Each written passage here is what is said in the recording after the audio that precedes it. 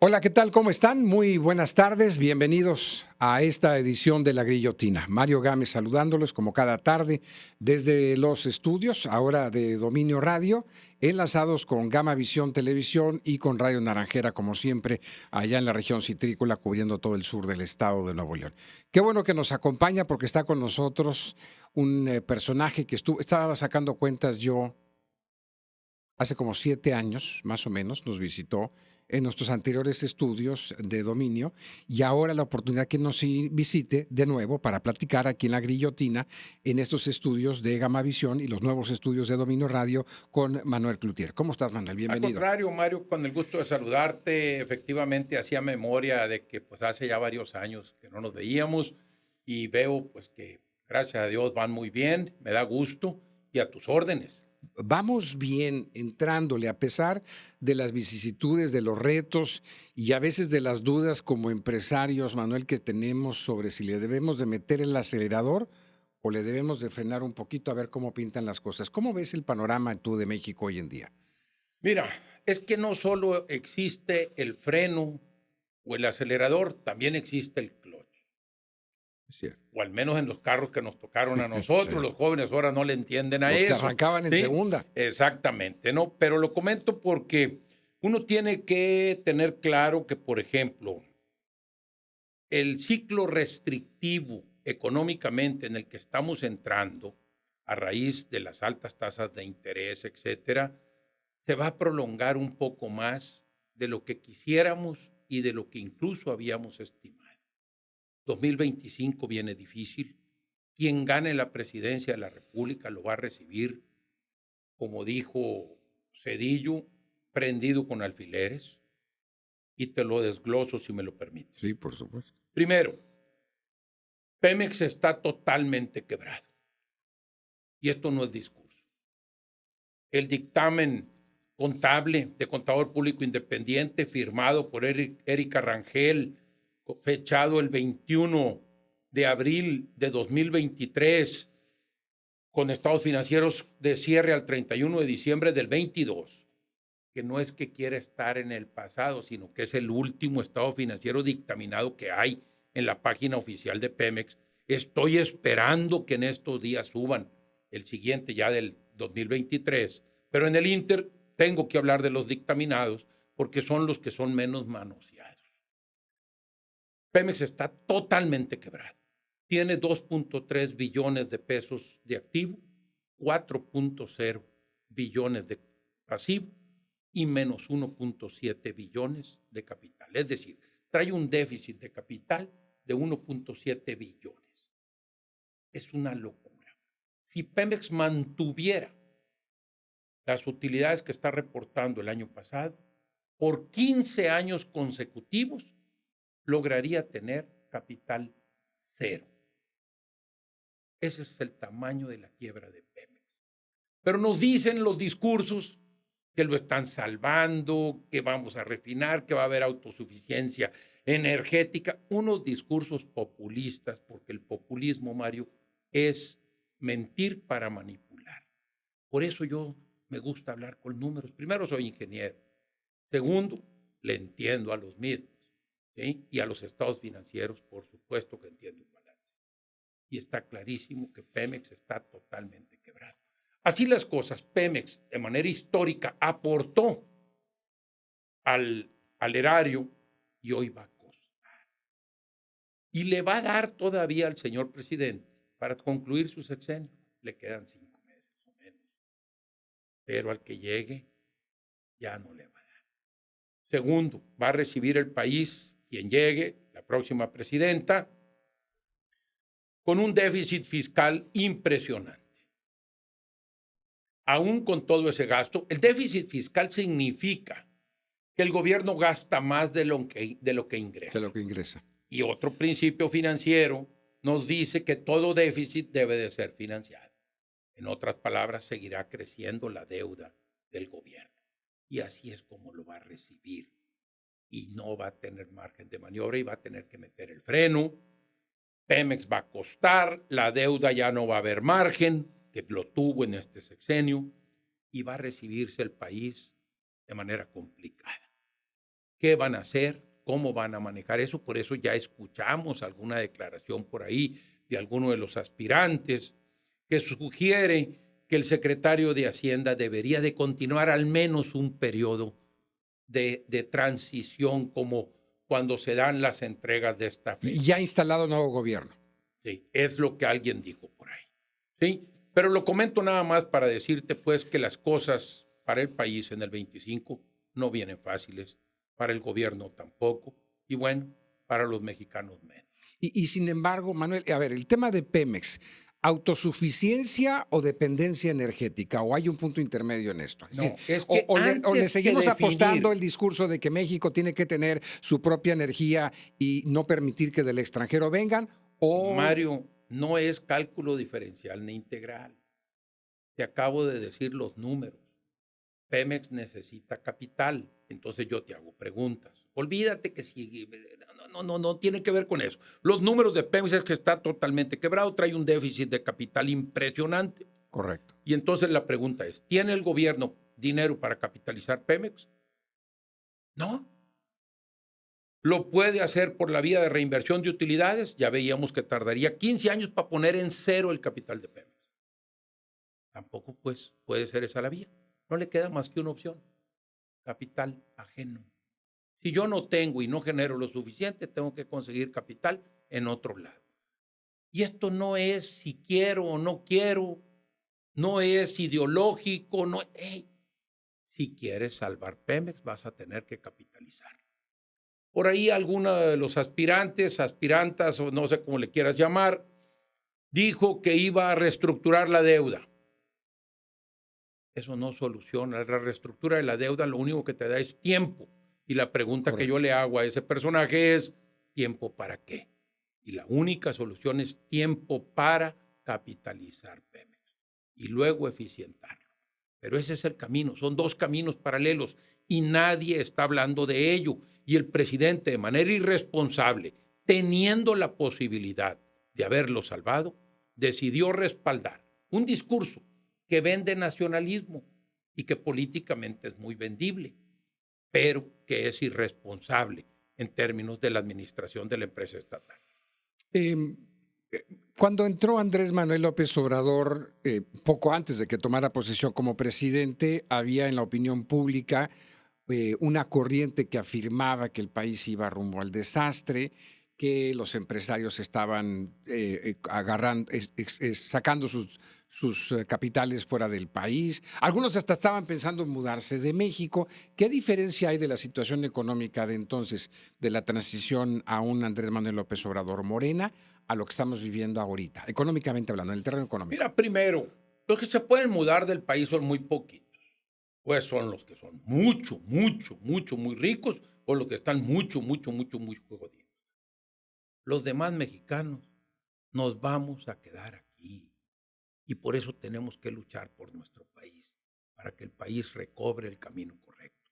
Hoy por hoy México no va por el camino correcto. El nombre del juego en el país se llama empleo formal. Es decir, hoy tenemos que 30 millones de mexicanos están entre 30 y 15 años, entre 15 y 30 años. Y esos jóvenes que ya nacieron van a empezar en los próximos 15 años a solicitar empleo. México va a tener que generar 2 millones de empleos anuales promedio, formales, cuando solamente ha sido capaz de generar 750,000 empleos anuales. Va a tener que triplicar su capacidad de generar empleo. Eso no lo hemos visto nunca. Y eso es el tamaño del reto de los mexicanos que ya nacieron. Y la pregunta que yo le hago a la gente siempre es una muy simple. ¿Conoces jóvenes que hayan terminado la universidad hace un año y no encuentran empleo? Y todo el mundo me dice sí. ¿Y conoces gente de 50 años o más que no tenga empleo? Y la respuesta también es sí. El nombre del juego, Mario, se llama empleo. Y para que haya empleo tiene que haber inversión. Y para que haya inversión no basta que México sea atractivo. México tiene que ser un país confiable a la inversión productiva. El problema de México no es atractividad, el problema de México es confiabilidad. Y no vamos a jalar inversión en México teniendo en la presidencia un espantapájaros de la inversión. Te doy datos duros. Inversión extranjera directa. Nos la han presumido mucho la 4T. Y nos hablan que el año pasado fue un récord histórico de 36,000 millones de dólares de inversión extranjera directa. Ellos mismos nos dicen que 75% fue reinversión de utilidades. Es decir, empresas que ya están en aquí. México. Y solamente, nos dicen ellos, 12% fueron nuevas inversiones. Es decir, más o menos 4,500 millones de dólares es lo que llegó a México el año pasado de nueva inversión. Con eso no salimos adelante. El tamaño, el reto, como también el tamaño de la oportunidad, ahí está. Pero ¿vamos a tener los mexicanos capacidad de entenderlo y aprovecharlo? ¿O vamos a desaprovechar una vez más las oportunidades? Pues algunos dicen suerte. Yo creo en Dios que nos pone las circunstancias. Tu opinión, la inversión extranjera hoy en día en México se queda corta. ¿Por qué? O sea, ¿cuáles serían las razones? A ver, México no es un país confiable. A ver, vamos a ver. Primero, porque te doy otro dato. ¿Sabes cuál es la inversión extranjera directa de Brasil? 62,000 millones de dólares. La inversión extranjera directa en Brasil representa el 3% del PIB. En México representa el 2% del PIB. Correcto. Si en México representara el 3%, tendríamos que tener 45,000 millones de inversión extranjera. Esto para decirte es que hay países y gobernantes que son hospitalarios a la inversión y hay espantapájaros de la inversión. Cuando tú andabas cotorreando a tu hoy señora, pues la andabas cachondeando, la tratabas bien y le tirabas rollo y todo, ¿sí? No la estabas tratando mal. Hoy por hoy, quieres que la inversión venga, pues tienes que tratar bien al inversionista. 87% de la inversión productiva en el país es del sector privado. Solamente el 13% es inversión pública. Al gobierno no le alcanza, Mario. Al gobierno no le alcanza por su cuenta. México necesita. ¿Qué le espanta al inversionista extranjero de México? A ver, un presidente violando las leyes para imponer su capricho, eso espanta al que quieras.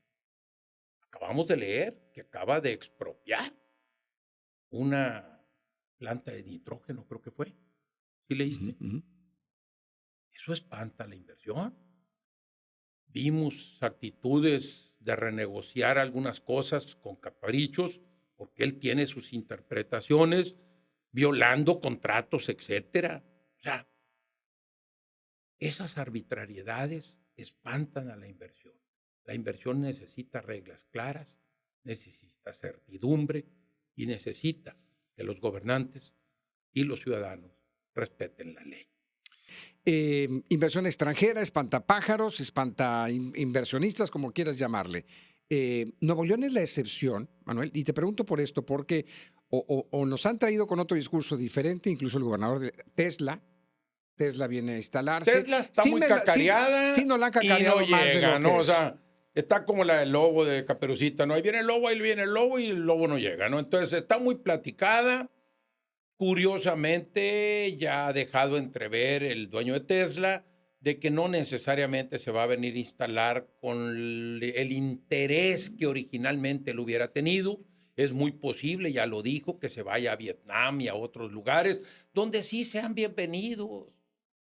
Todo el inversionista que va a traer su dinero y congelarlo en un país. Yo no tengo coche Tesla ni me van a dar ningún descuento, ¿no? Menos, hombre, pero te repito, o sea, una cosa es el discurso y otra cosa es la realidad. Y hasta hoy, ¿cuántos años hace ya? 2 años que se anunció la inversión.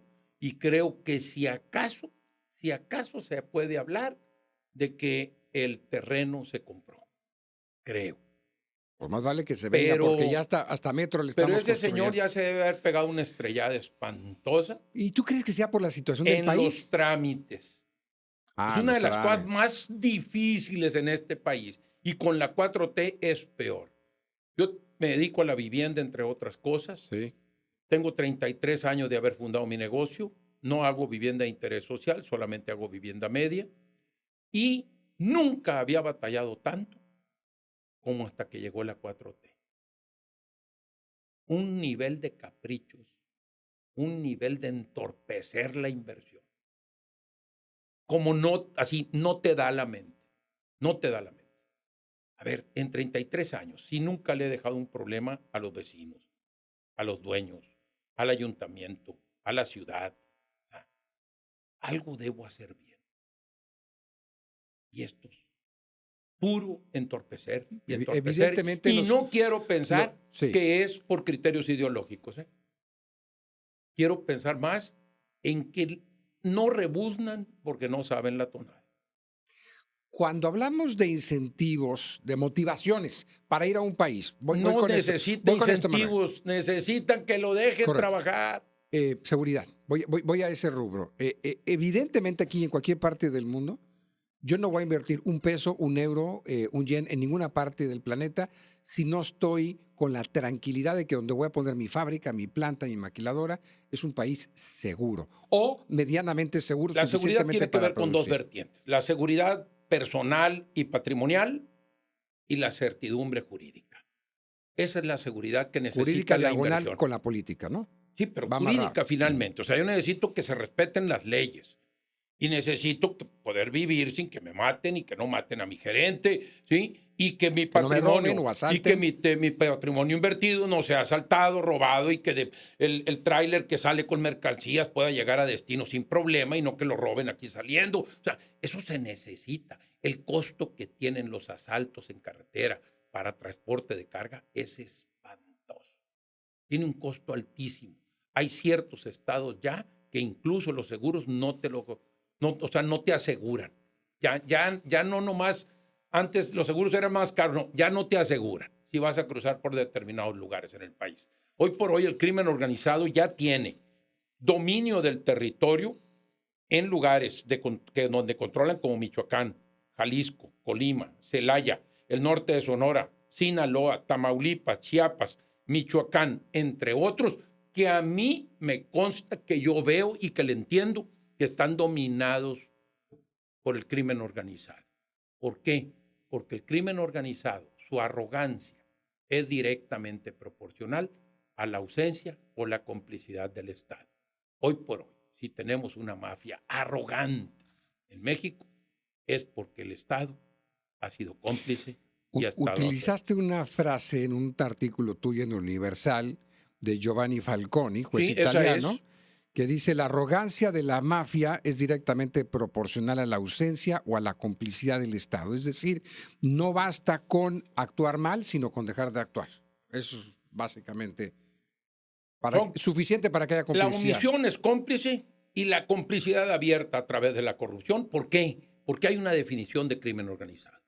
No existe crimen organizado sin apoyo institucional. Hoy por hoy, no nomás es omisión. Hoy no nomás son abrazos. Yo lo vi en Sinaloa en 2021. Una participación abierta del crimen organizado como operador político de Morena. Eso lo vimos los sinaloenses, fue documentado en su momento en medios nacionales, trascendió, porque no fue nomás el único estado. Sucedió en Sonora, sucedió en Sinaloa y sucedió en Nayarit, al menos de lo que tuvimos conocimiento. Entonces, ¿y dónde se dan esos amarres? Esos amarres de crimen organizado con el político, con la corrupción organizada, como le llamo yo, los amarres empiezan en el financiamiento de campañas. También ha trascendido ya información en ese sentido. Que estamos justamente en el periodo de campañas y además del nivel de violencia que se ha cometido contra candidatos en varios rumbos del país, no en todo el país, pero en varios rumbos del país, o amenazas o amagues, está evidentemente el riesgo de que se transite del dinero mal habido a las campañas. Y luego viene el compromiso. En Sinaloa, cuando hablo de operación política del crimen organizado, estoy hablando de que llegaban a pueblos enteros a decir aquí tiene que ganar fulano, porque si no vamos a venir nosotros y se las vamos a cobrar a ustedes. Bajaron candidatos que eran competencia del partido que ellos apoyaban, obligándolos a que dejaran la candidatura. El día de la elección fueron secuestradas personas, dirigentes de partidos, etcétera, para que el día de la elección no pudieran estar al pendiente, operando políticamente, sino que fueron secuestrados con armas y todo por el crimen organizado. Eso en Sinaloa no lo habíamos visto nunca. El crimen organizado participaba con financiamiento, pero nunca lo habíamos visto de operador político. Otra vez, una mafia arrogante, presente en las elecciones.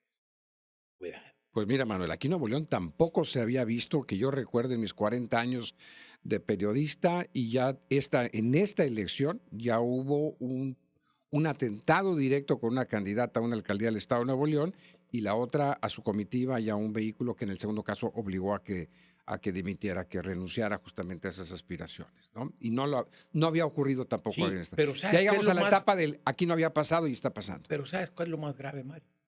Lo estamos normalizando. Ya pasa. Debería ser el acabose, Mario. En toda sociedad. Y en Nuevo León debería de haber sido el acabose. Y yo no veo que sea el acabose. O sea, debería ser un escándalo. Andrés Manuel López Obrador ya se va. 5 meses. Esperemos. Algo bueno del sexenio de Andrés Manuel López Obrador, que tú lo veas desde de tu perspectiva, de tu óptica en estos 6 años. Te puedo decir que el tema del salario mínimo es bueno como mensaje. No es necesariamente real, porque ya el salario mínimo no era el salario mínimo. La gente ganaba 3 salarios mínimos ya. Nadie te trabajaba por menos de eso, pero le reconozco que ese es un gesto adecuado y se lo aplaudo. Sin embargo, en México, 55% del empleo es informal. O sea, casi 6 de cada 10 son informales. ¿A quién beneficia una acción de esa naturaleza que incluso nos presume el presidente que el salario promedio del Seguro Social es 16,000 pesos? Pues sí, pero son los de 4 de cada 10. Los 6 restantes no se benefician de esas acciones. El nombre del juego en este país se llama empleo formal. Todos los países que han cerrado la brecha de su desigualdad lo hicieron a través de sistemas de seguridad social fuertes y de buena calidad. Hoy queremos que México empiece a cerrar la brecha de la desigualdad. Tiene que tener un sistema de seguridad social que se soporta precisamente en el empleo formal. Ese es el nombre del juego. Preguntémonos entonces, ¿quién de los aspirantes tendrá más capacidad de entender esto y de generar las condiciones para que se invierta y se desarrolle empleo formal en nuestro país, y quiénes serán o continuarán siendo espantapájaros de la inversión? Y ahí está la decisión que hay que tomar los mexicanos. ¿Qué pasó con el PAN, con el Partido Acción Nacional? ¿Qué pasó del PAN del maquillo? ¿Qué pasó con el PAN, con esa ideología que se presumía y se actuaba en conformidad? ¿Qué pasó con el PAN de aquel entonces de oposición, que ahora es socio o aliado del PRI Vamos por hoy en partes. día? Primero, el PAN llega al poder en México en el 2000 y toda una lucha de N años nos decía que iba a combatir la corrupción del viejo régimen priista. Nos decía que iban a ampliar la democracia y luchar contra el fraude electoral. Y nos decían que iban a luchar contra el abuso del poder. Ese era el mensaje. Por eso la sociedad fue muy exigente con el PAN cuando no cumplió esa promesa. Y se mimetizó con el PRI. Hoy tenemos a alguien que llegó al poder diciéndonos lo mismo, que iba a combatir la corrupción del régimen neoliberal. Nos dijo que iba a combatir la antidemocracia del régimen neoliberal y que iba a combatir el abuso del poder. Y hoy este señor lo que ha hecho exactamente es lo contrario. Ha combatido la democracia, ha combatido las libertades y ha abusado del poder y por otro lado ha avalado de manera abierta una gran corrupción en su gobierno. Y ahí están. Ahorita el gran escándalo así espantoso se llama Rocío Nale. Porque Rocío fue muy buena diputada de oposición, pero cuando la pusieron donde hay, se atascó. Y ahí están los datos, y es un escándalo espantoso. Y no ves que el presidente ni la nueva aspirante del movimiento ese, segundos pisos y la madre, pretenda desmarcarse de lo que está pasando escandalosamente. Pero así hemos tenido la corrupción del clan y de sus amigos y de todo esto que ha brotado de manera espantosa. Es decir, hoy por hoy, así como la sociedad fue exigente con un PAN que no cumplió, hoy tendría que ser exigente con un Morena que se mimetizó con el PRI y que no cumplió también. Entonces tenemos un PAN con escenarios como el de Marco Cortés, donde ya descaradamente publica en sus redes sociales que no le cumplieron con el botín de la elección de su socio el PRI en Coahuila, en el que ya dejó de ser una oposición férrea como era el PAN, distinta del PRI. Entiendo perfectamente las alianzas políticas que debe haber, pero sin dejar de ser tu propia ideología partidista. Pero aquí ya se perdió esa frontera. El problema grave, Mario, es que se mimetizan. O sea, el que llega al poder empieza a hacer lo que hacía el anterior en lugar de combatir lo que hacía el anterior. Y eso está pasando en México y lo estamos viendo incluso con Morena hoy. O sea, nomás que el que no debe equivocarse es el ciudadano, porque el ciudadano tiene el privilegio, tiene el derecho de poder corregir y esa facultad la ejerce cada elección, porque el voto sirve para premiar o castigar.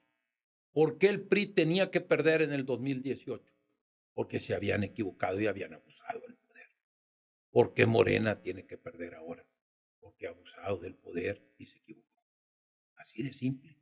Porque el voto sirve para premiar y castigar. Y si se llega a equivocar, el elector, el pueblo, en la siguiente corrige. Claro. Y se acaba el problema. Malo quienes quieren llevar el país a donde en la siguiente no se pueda corregir, en donde quieran aniquilar la democracia y sus instituciones y los derechos ciudadanos. De nuevo agradeciendo tu presencia aquí en el programa. Mario, agradecido contigo siempre con el espacio que me has ofrecido y la oportunidad siempre de estar en contacto con la gente que te sigue. Estábamos haciendo cuentas para los que no sintonizaron desde el arranque del programa. Mucha gente manejando y atorada en el tráfico de hoy de Monterrey. No sé cómo te ha ido ahora este día que has andado en el tráfico. Tranquilo hasta ahora. Tranquilo, yo no he tenido problema, gracias a Dios. Espérate a la tarde para que veas cómo van a estar las cosas. Caray, tengo que ir al aeropuerto, entonces habrá que tomar previsiones. Agarra tiempo suficiente. Pero bueno, estábamos recordando, Manuel y yo, hace 7 años que estuvo aquí en este programa, aquí mismo en La Grillotina, y reflexionando sobre muchas cosas en ese entonces y ahora también. ¿Por qué no estás en el escenario político activo? ¿Por qué no estás en...? No, yo en 2019, en febrero, para ser exactos, hice pública mi posición, mi decisión de retirarme de la política electoral. Yo me retiré de la política electoral. ¿Qué significa eso? Que ya no seré candidato de nada. Eso ya es decisión tomada. ¿Y de dónde deriva esta decisión? Te lo platico. En aquellos años, don Jorge del Rincón era un tío mío, primo de mi padre. Había sido precandidato en el PAN, en una contienda interna, y le habían puesto una pela, pero de a de veras a Jorge. Entonces llega don Enrique Murillo, que era compadre de él, a una reunión que teníamos al día siguiente de esa contienda interna. Y le dice, Jorge, yo de vez en cuando, le dice, tengo línea directa con Dios. Y me dijo que tú ya no debes de ser candidato de nada, que te tienes que dedicar a promover jóvenes en la política. Y Jorge se enoja y se molesta con el comentario del Kiki y le dice, no es cierto, porque si Dios me quiere decir algo, no te usa a ti de conducto, le dice. Pero además, todavía doy para más. Dije yo, Jorge no le entendió nada.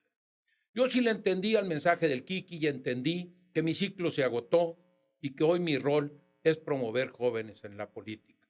Hoy le toca a los jóvenes asumir la responsabilidad del volante de a dónde tiene que ir el país. Ese es el papel. México no puede estar construyendo las bases y los cimientos del siglo XXI con viejos de 70 y 80 años que además tienen la mente anclada en el siglo XIX. No puede ser, Mario, esto. Si yo me considero ya obsoleto para el México del siglo XXI, imagínate Andrés Manuel, Bartlett. No puede ser esto. No estamos bien como país. Háblame de la oferta política. Ayer lo estábamos reflexionando aquí en estos espacios informativos. La escena del segundo debate presidencial. 2 mujeres y un joven. Primero háblame de la oferta política que tenemos los mexicanos para elegir a nuestro próximo presidente o presidenta del país. El mexicano sigue buscando un salvador. Los seres humanos, los mexicanos, hombres, mujeres y el que quiera de ellos, son personas con virtudes y defectos. No existe el ser humano perfecto. Ahorita en la mañana en una conferencia que di, les preguntaba a las señoras, ¿existe el marido perfecto? No, dijeron todas. Entonces, ¿para qué lo andan buscando? Pues? ¿Sí? Igual en materia política, no existe el gobernante perfecto. No lo andemos buscando. Con esos bueyes hay que arar. Punto. Ahora sí, vamos a perfeccionarnos nosotros como ciudadanos. No siendo perfectos, pero sí perfectibles. Seamos exigentes. Seamos ciudadanía exigente con nuestros gobernantes. México no va a mejorar cuando al gobierno se le aplaude y se le defiende. No me chingues, Mario. No, así no funciona. Es exigiéndole resultados y criticándolo para que mejore, como el gobierno puede mejorar. Decía un compañero candidato en 2018 conmigo, candidato independiente allá en Sinaloa, que aplaudirle al gobierno porque hace obra y lo que tiene que hacer y porque te da dinero. Es como aplaudirle al cajero automático porque te da tu dinero. Eso se llama estupidez. Al cajero automático no se le aplaude. Al gobierno no se le aplaude. Se le exige. Mi padre me lo enseñó a su estilo. El gobierno solo actúa bajo presión. Si queremos que el gobierno mejore, necesitamos presionarlo con participación ciudadana. Y uno de los momentos que más vale el ciudadano es en los momentos electorales. Hagámonos valer. No nos devaluemos aplaudiendo. No nos devaluemos defendiendo lo indefendible. Es en resumen lo que yo le plantearía a la sociedad mexicana. En los ejercicios que he hecho yo posdebate, más allá de que estoy en contra del formato del debate, que no me permite ver y observar verdaderamente a las personas que traen en el morral, como para darles una chamba nada fácil que es ser el próximo presidente o presidenta de México, que te dan 15 segundos y 30 segundos para contestar y Y contracontestar. como a mí cuando me contestan en el Twitter, dilo en 140 caracteres, explícalo. Y ¿No? Espérate, pues no da, Bueno, güey. más allá de eso, yo he rogado a mi audiencia que seamos lo suficientemente capaces para observar a las personas, a las niñas. Son tres nada más lo que tenemos que observar. No está tan difícil la tarea. Y ver en cada una de esas 3 figuras quiénes traen en el morral los suficientes tamaños para poder liderar este país en los próximos 6 años. Pero quiero construir sobre una frase que acabas de mencionar. Traen en el morral. Lo que tenemos que aprender los mexicanos, Mario, es a leer trayectorias. Hoy es muy fácil. Todo está en la madrola esa. Ahí está. A un clic, revisen trayectorias. Y si alguien ya demostró que no es una persona correcta, pues no le des más poder. ¿Por qué? Porque mira, yo siempre he sostenido la idea que el carácter se mide en la adversidad, pero la calidad de la persona se mide en el poder. Es el poder lo que nos va a sacar la calidad. Entonces, si ya tuvo poder, porque además no necesitas darle mucho poder a la gente para que le brote su calidad. Basta ir a un a ver un cadenero de antro. Ese pelado tiene poder y es un prepotente espantoso. O sea, no necesitas dar mucho poder. Hoy por hoy, repito, no le demos más poder a quienes se han equivocado y a quienes ya demostraron que no tienen la calidad. Porque ¿qué hacen los gobernantes? Nos quieren hacer sentir que ellos tienen el poder. Y eso ya lo sabemos. Lo que queremos saber es si tienen la calidad de personas para ostentarlo. Eso es lo que queremos saber.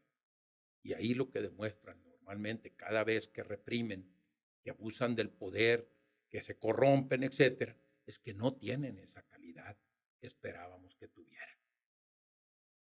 La ausencia de democracia en los partidos políticos, Es Manuel. parte de la Tú, corrupción. tú lo sufriste Es parte de también. la corrupción, Tú sin lugar a sufriste dudas. gran parte de eso y a lo mejor es parte de la razón por la que ya no participas activamente en esto. Pero no hay democracia en los partidos, luego entonces es muy difícil de que lleguen siempre una oferta política o la oferta política más intensa, más importante para este país.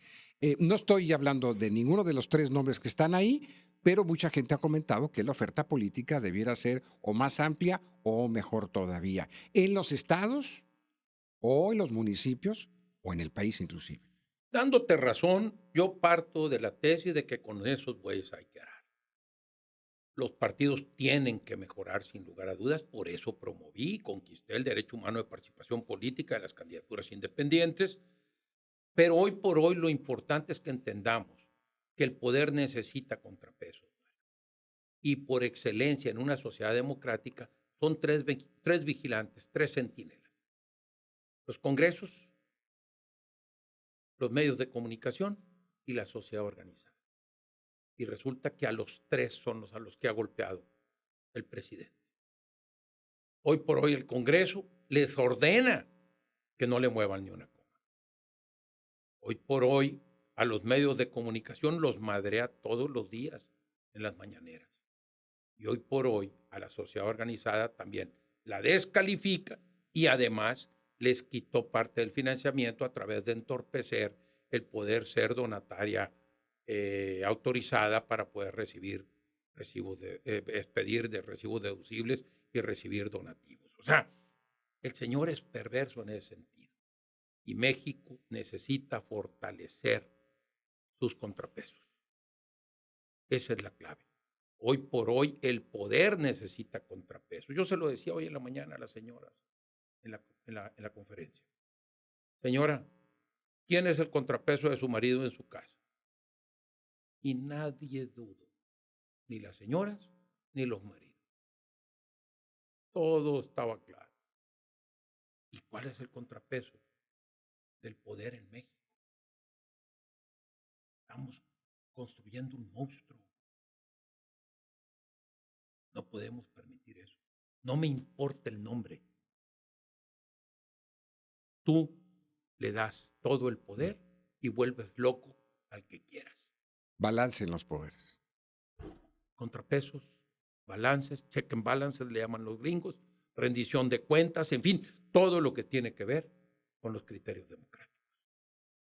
Manuel, gracias por estar aquí con nosotros en esta charla. Que no pasen otros 7 años para poder...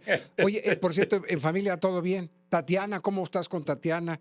Yo con mi ¿No te familia me gusta la llevo muy 4T, bien no con esté morena? todos, somos 11 hermanos, sobrevivimos 10, ya falleció uno. En familia bien. Y hay como todas las familias, ¿no?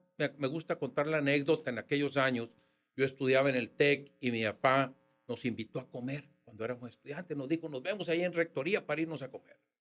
Y entonces yo vivía en el internado, nomás me crucé así enfrente y llegué muy rápido a donde nos había citado mi padre. Y Leticia, mi hermana, vivía acá en San Pedro, entonces venía un poquito más retrasada y llega así como es ella. Papá, estoy saliendo con fulanito, de muy buenas familias. Voltea a mi padre que te ubicaba rapidito y le dice, mijita, fíjate que te toque el bueno, porque en las familias hay de todo, como en la nuestra. La nuestra no es la excepción, en mi familia hay de todo. Manuel, gracias por estar aquí. Gracias a ti. Manuel Cloutier, gracias a ustedes por su atención a esta edición de La Grillotina. Muy buenas noches.